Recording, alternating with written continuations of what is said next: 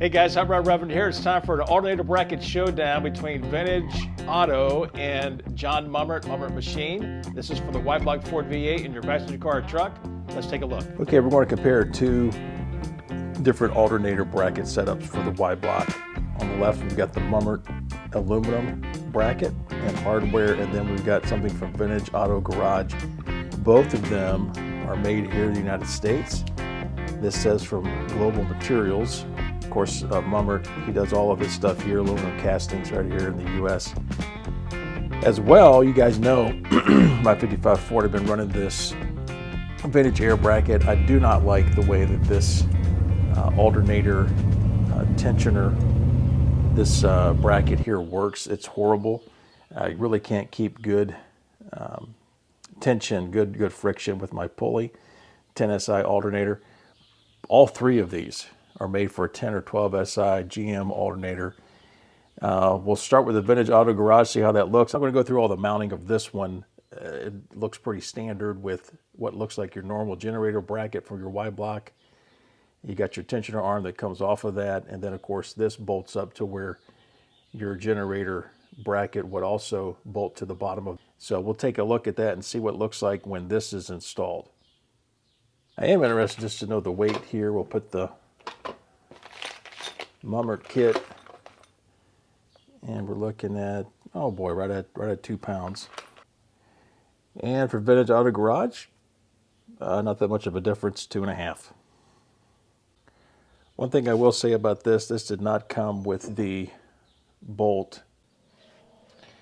Okay, we've got the bracket installed. Take a look at the alignment. It is cocked off to the side. Probably see it better. It's kind of sitting like this.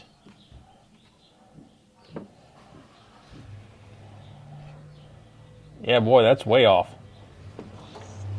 There's an extra bolt here. I'm not quite sure what that's about. This one's for the alternator tensioner there. I'd use the one I had, but boy, that didn't go too well. Not quite sure. I see the slot back here. I don't know. I guess I'm going to have to figure out a way, if I want to keep this, to bend this back or do something. But it seems like you ought to have a jig. I mean, you got the welds there and everything. Man, just not a good alignment at all. And for the Mummert kit, and we'll show how this goes together. A little bit of a different animal. You do have the two holes here, the two mounting points in front of the timing cover. This one here is going to go back to our dipstick bracket, basically, and bolt to the front of the head, not underneath like this one would originally. All right, one of the things I've done here is obviously put the bracket on just to see range of motion and also to check the fit. And boy, this is machined very well. There's not a lot of room there. You can tell here, bracket opening to hang alternator machined to 2.007, so 7/1000 of an inch. That should give us a really good lineup on the pulleys. All right, hopefully we can see a little bit better. I got the heater hose out of the way, of course, and bracket in position here.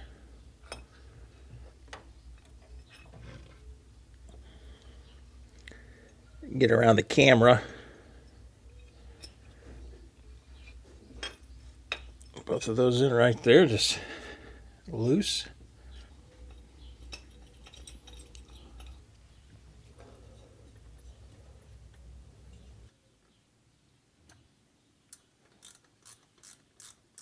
All right, we got it bolted down here. Let's get our alternator and our bolt for the pivot. This is one thing about the Y-Block, that you have to come in from the bottom just because of clearance issues from the top. But this is the case with most anything with the Y-Block, with the generator or the alternator. You do have at times some of this kind of difficulty, so it is what it is. All right, we'll come top side and tighten this up. about that. The camera in the way. Snug that down.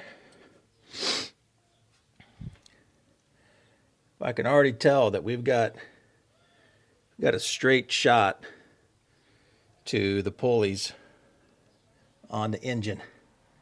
Nice.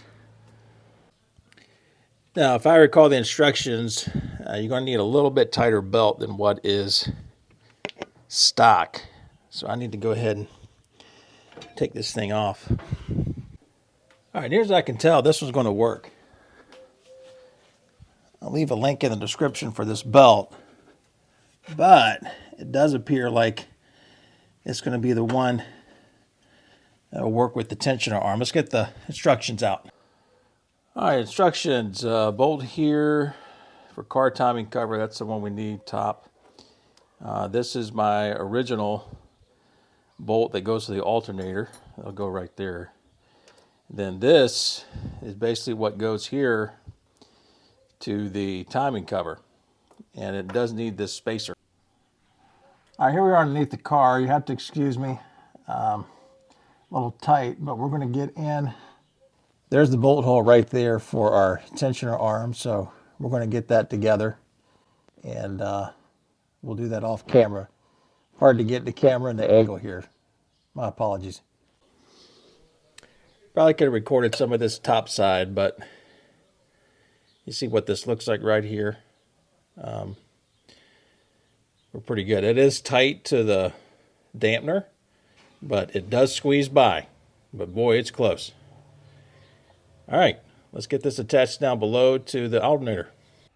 I do think with our belt, we're pretty good on tension. We're not quite to the edge here, but we're pretty close. Okay, I ended up swapping belts on this just because I was getting really close to the head of that Allen bolt there. I think we're going to be okay. This is the belt I used on my vintage air setup. So anyway, I'm going to go ahead and hook up my harness, fill this with coolant, start it up, and see how it looks and if I get any squeal or not. But this is looking really nice. I like this setup. All right, now for the big reveal. Let's crank it up, see if we got any squeal, and see how that belt looks.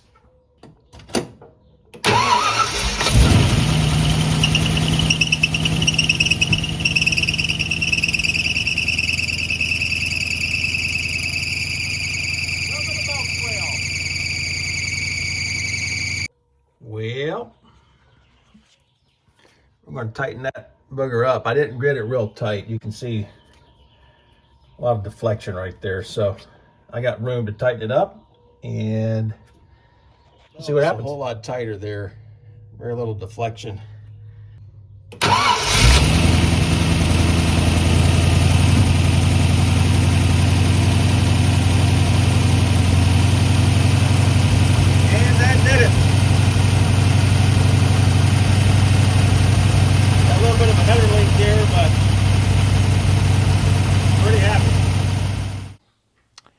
One thing John does have here, he does have the part numbers for the belt you need.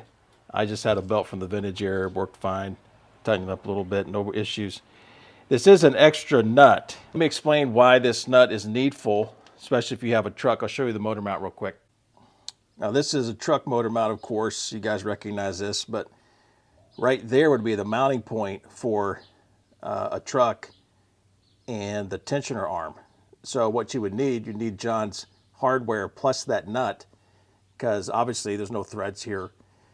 So this is truck only, and really I think these motor mounts only, I don't think the other motor mounts are like that, but the timing cover is a little bit different.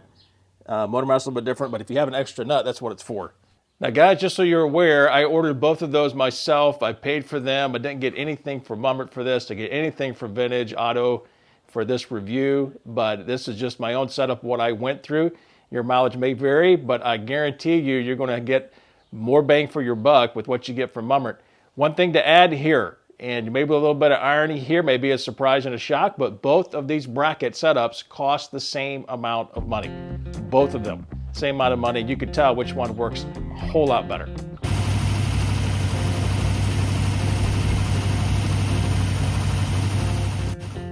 Well, guys, that's it for today. We'll see you on the next one here, the Hot Rod Reverend channel. Visit hotrodreverend.com. Find out why I have the name Hot Rod Reverend. I am a preacher of the gospel of Jesus Christ. I run around in my 1955 Ford Fairlane Club sedan I've owned since I was 16.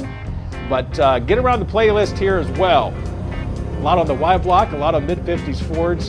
And then, of course, every Wednesday we host a Bible study right here in the garage.